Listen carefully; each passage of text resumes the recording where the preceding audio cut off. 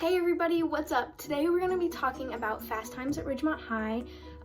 It's a great movie. I really enjoyed it. It's an 80s movie, 1982 to be specific, but it was pretty shocking. I didn't expect it to be the film that it was, but I'm a huge 80s movies fan, so this film was super enjoyable for me to watch. But it is rated R for a very big reason, but compared to other movies that were made in the 80s that are rated R, this movie is really on the racy side. So to summarize this one a little bit, which is pretty hard to do in a short amount of time because it does deal with so many different characters, and that's what makes this story so fun and easy to watch.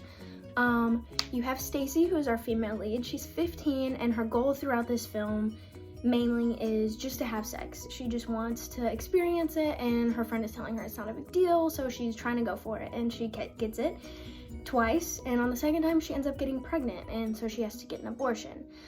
So then Stacy learns after that she doesn't really want to have sex, she wants a relationship, and that's normal. And then we have Sean Penn. Sean Penn is so funny, definitely my favorite character throughout this entire film.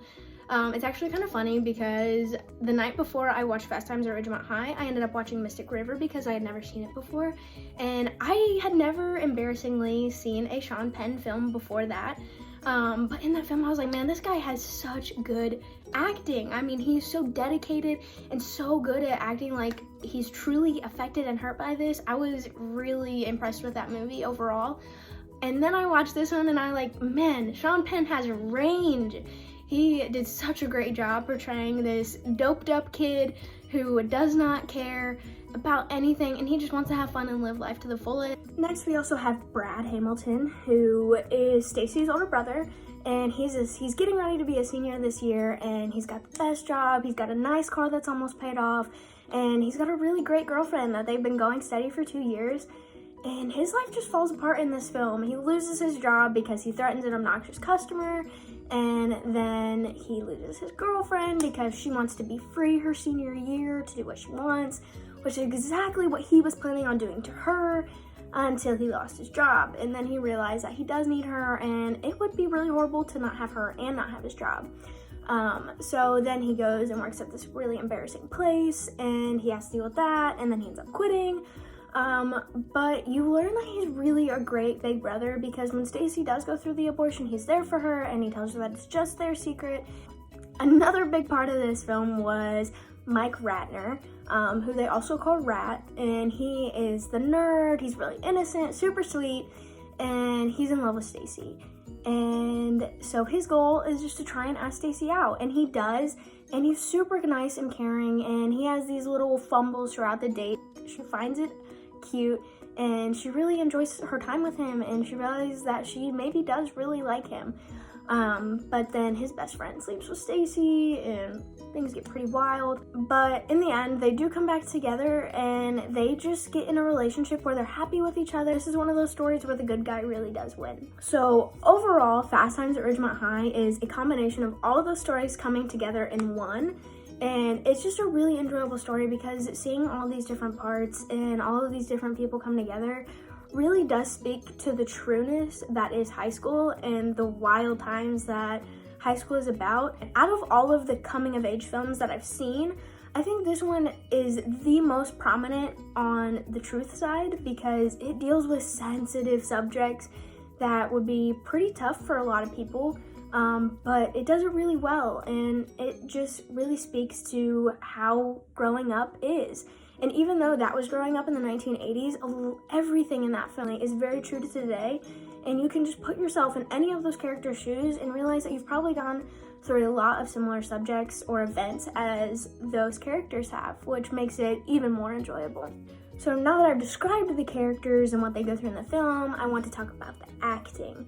So Stacy in this film, personally, I believe she is a very, very bland character. She doesn't have a lot of emotion. She's just very meh the whole film. Her older brother is really funny, and he's just a good kid that gets dealt a pretty bad hand, and in the end, he does have a good time. Ratner, like I said, he is a good boy who gets the girl, and he is a good guy that wins in the end. but he is just so innocent and so sweet. It's hard to not love his character. Like I said before, Sean Penn plays Jeff Spicoli. He is just that kid that would make you laugh in high school no matter what, and I'm sure you've all had that person. And he does a great job portraying that, and I really loved his character. Definitely my favorite. But with that storyline, there comes a lot of reasons why this film would be rated R. If you've seen The Breakfast Club or Pretty in Pink or 16 Candles, then you know that those are all pretty much coming of age stories. Even Dirty Dancing is a coming of age story. But not many of them are rated R. The Breakfast Club is rated R. That would be because of its language. They do cuss a lot in the film, and also because they do mention suicide within the film. A very sensitive subject that would explain why this film would be rated R. But Fast Times at Ridgemont High is also rated R for a very clear reason. The idea that a 15-year-old is trying to be sexually active is a pretty racy subject in most communities. The fact that she had to get an abortion is still a super hot button issue, and that's one of the greatest parts about this film is that even though it was made in the 1980s, it definitely relates to today. And although she doesn't have to deal with any of the people telling her that's a bad idea, that's wrong, that doesn't go with their ideals in life, it is a very hot button issue, and I'm sure it did spark a lot of conversation at the time. But also just the fact that her older brother has to deal with losing his job and his girlfriend. Those are things that kids go through today. It's so great to see a movie that really just speaks to what people go through on the daily. Also, there are sex scenes in this film. Although you don't see anything really bad normally, you do get some nudity in this film. And specifically what I want to mention, because when I was researching this film, I found it super interesting.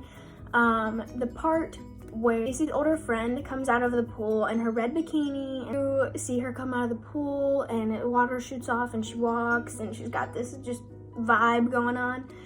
And so Fountains of Wayne, Stacy's mom, pays homage to this film in their music video using that exact scene, which I really love because that is an iconic song. Technically, I don't feel like I have a whole lot to say about this film. I think it's done extremely well. I think that the film is very entertaining to watch. The color of the film is nice. The soundtrack, though, is one of the best movie soundtracks that I've heard in a very long time. It's got so many recognizable songs on it. Technically, it kind of reminds me of every other coming-of-age 80s movie that I've seen so far. Now, one of the bad parts about this film is that it was made in the 1980s, and it is as racy as it is. There are a few moments in the story within the film that you will realize some of those things are not things that are acceptable today. Now, there's a lot of talk that today's age is sensitive compared to what they were back then. And while that might be true, there are some things that I believe are not acceptable. One of these being the fact that Jeff Spicoli in this film, played by Sean Penn, does use the word FAGS to describe some people that lost in his dream when he was winning a surfing competition.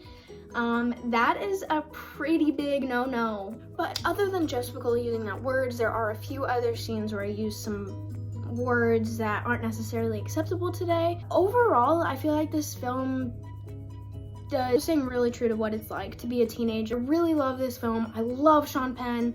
I'm so upset that I've never seen a Sean Penn movie before this one in Mystic River.